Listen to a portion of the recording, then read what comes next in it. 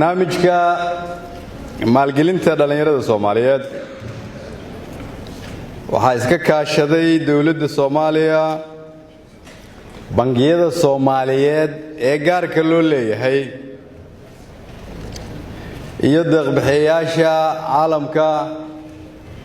gaar ahaan dawladda aan aad u saaxiibka nahay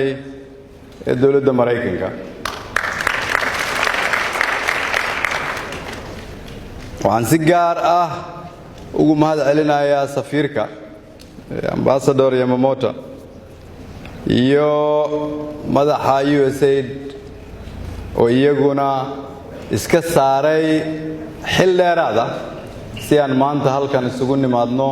wayna ku mahadsan yihiin garab istaaga ay garab istaagan yihiin mar walba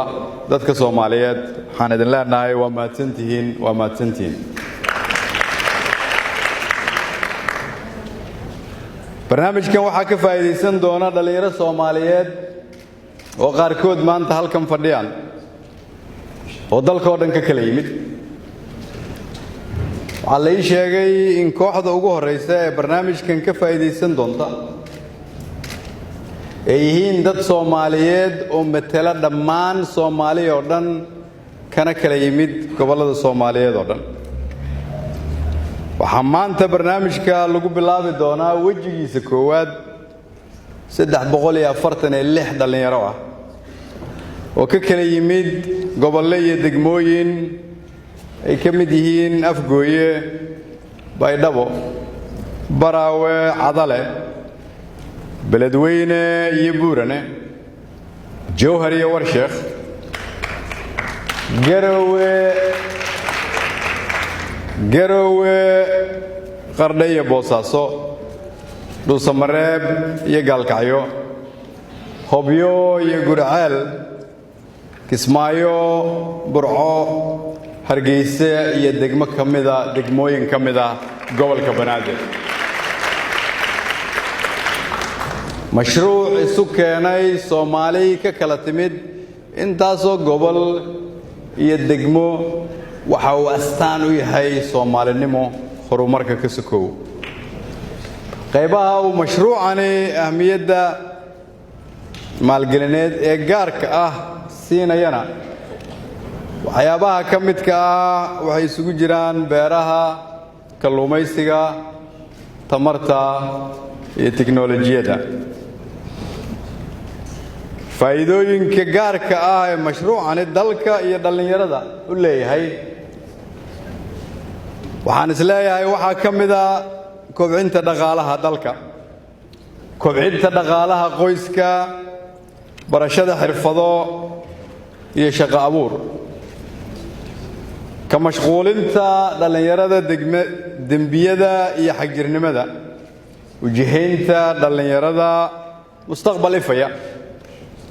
madax bannaani iyo isku filnaansho nololeed, iyo abuurid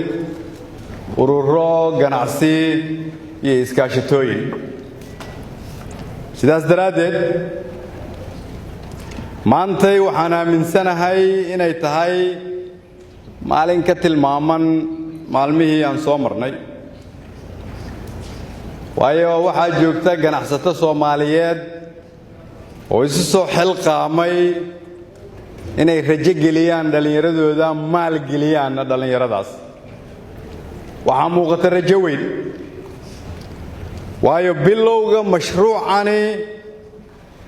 waxa uu muujinayaa hami iyo yididiilo. waxaan leenahay rajo weyn, waayo halkan waxaa isugu yimid dhalinyaro. waxaan leenahay rajo weyn, waayo ciidankeenna maanta Soomaaliyeed madaxdiisa iyo cududdiisuna waa dhalinyaro. waxaana ciidankaas 2 sano iyo barkii ugu dambeysay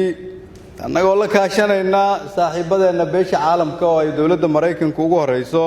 dib u habeyn casriyeysan. sababtoo ah dhalinyaradaas ciidanka ku jirta hamigoodu waa mid ka duwan hamiga argagixisada. halka ay dawladda Soomaaliyeed iyo inta garab taagan iyo ciidanku ku mashquulsan yihiin shaqo abuur argagixisadu waxay ku mashquulsan tahay siday u baabi'in lahaayeen mustaqbalka dhalinyarada gudcurna u gelin lahaayeen rajada kuwa soo koraya laakiin dhalinyarada halkan fadhida iyo ciidankeennuba marna argagixiso kama aqbali doonaan hadafkooda guracan waxaan leenahay rajo waayo marka usbuucyada soo socda wejiga hore ee deyn cafiska la galo oo dalka wejigiisa koowaad oo deynta laga cafinayo ay soo xaqiiqowdo usbuucyada soo socda waxaa la heli doonaa fursado badan oo kobcin doona dhaqaalaha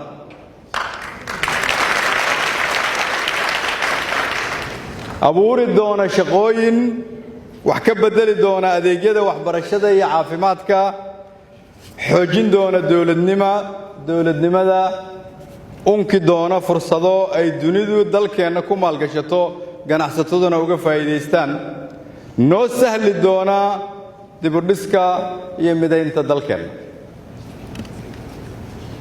waxaan leenahay rajo waayo waxaa wax iska beddeleen dhaqankii dowladnimo oo ugu yaraan aad og tihiin in qof waliba oo u shaqeeya dowladda uu helo mushaarkiisa laga soo bilaabo 1 Janaayo 2017 bil walba marka ay dhamaato 30keeda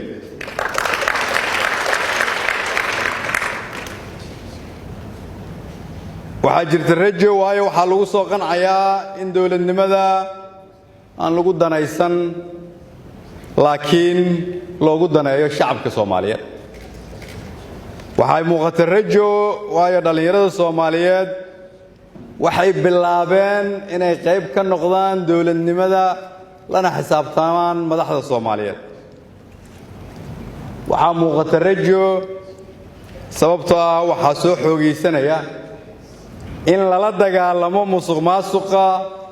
lana yareeyo ku takrifalka hantida dadweynaha waxaan leeyahay waxaa jirta rajo waayo dhalinyarada hadda ee hor fadhida ee hanka sare leh isla markaana doonaya inay mustaqbal ifaya dhistaan waxaa laga ii sheegay in 30% ay yihiin gabdho Soomaaliyeed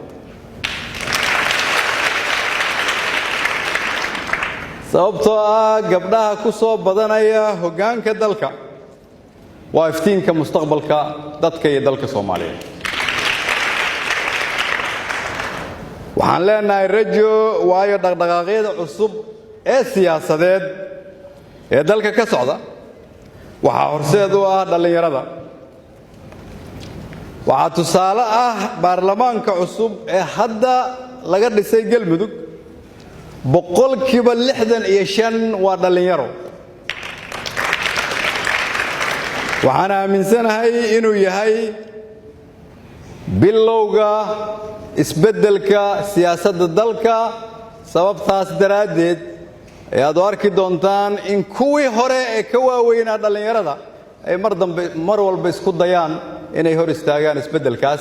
idinkuna waxaad u taagan tihiin inaad diidaan waxaan leeyahay waxaa jirta rajo waayo tirada dhalinyarada waxbaratay ee dalkeenna hadda way ku 3 jibaarmaan kuwii sanadihii hore wax soo bartay waxaan leenahay rajo waayo dhalinyaradeennu waxaa furmay indhahooda haddana waxa ay fahmeen macnaha ay ku fadhido nabadda iyo dowladnimadu rajadaas iyada ah si idinka oo ay mas'uuliyad idinka saaran tahay aad haddaba uga miro dhalisaan waxaad ogaataan dhalinyarada Soomaaliyeed meel walba ay joogaan inaad qiimo weyn ugu fadhidaan dalka iyo dadka Soomaaliyeed waa inaad ogaataan in dhalinyaro la idin dhowraayo waa inaad ogaataan in la idin dhararaayo waa inaad ogaataan in idinka la idin sugaayo waa inaad ogaataan inay Soomaali idinka idin shinsanayso وأنا دواتان إن إذن كذا ولايان مركي مستقبل كود اللي وأنا دواتان ضلني يروي إن ليدين هوية وأنا نلاشى يدولد نمدو وقرأ السديب وحل الدنيا حلكة يحولها أمد الصوماليات إن إذن كل إذن كسور رجيو لو رجيت أود الدولة نمدا يدلكو معناه هذا معهن كلية إن السياسة النقطة لكن أود دقالها جوديه سايي كجرتا أود أقوان تايي كجرتا أود هالأبور كايي كجرتا أود أباب الكينا يسكدوبنان تينايي كجرتا أود من مدينة كجرتا isbedel guud oo aad idinku horseed u noqotaan oo dalka lagu sameeyo ay awooddu ku jirtaa waa in dhalinyarada halkan isugu timid oo fursad la siiyay iyo kuwa fursad heli doona sanadaha soo socda oo rajeynayno in boqolaal kun ay ganacsi iyo waxbarasho uga faa'iideysan doonaan mashruucan maanta bilowga waa inaad ogaataan in dalku idinku dareenayo marnaha iloobina marka dhalinyaroy inaad idinku tihiin dhaxalkii dalka inaad idinku tihiin dheeftii mustaqbalka dalka inaad idinku tihiin dhuuxii ummadda inaad idinku tihiin dhaartii calanka inaad idinku tihiin dhiiggii xornimada inaad idinku tihiin dhacantii cadowga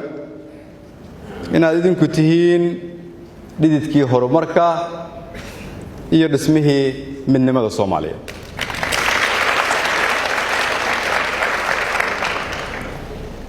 si aad uga mira dhalisaan hamigaas iyo yididiiladaas dhalinyaroy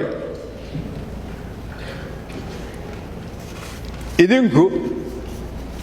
waa inaad ugu horreyntii gacmaha isqabsataan waanaad idinku ka bilowdaan haddii kuwa kale heshiin waayeen inaad laabta isu xaartaan inaad idinku qalbiyada isu furtaan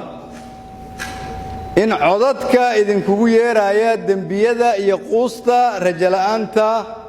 iyo dubadhaca aad diidaan dhagahana ka furaysataan dhalinyarada Soomaaliyeed waa inaad aqbashaan Soomaaliya hal dariiq kaliya u furan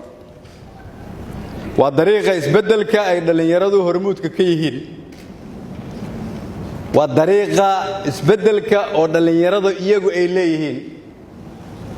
waa dariiqa dhalinyaro tiraada annaga iskala dalka ka ah 75% waa la soo dhaafay waqtigii kuwa aan dalka iyagu lahayn ay maamuli jireen annagaana la wareegayno oo ah milkiilayaasha waa mahadsantiin Soomaaliya nolol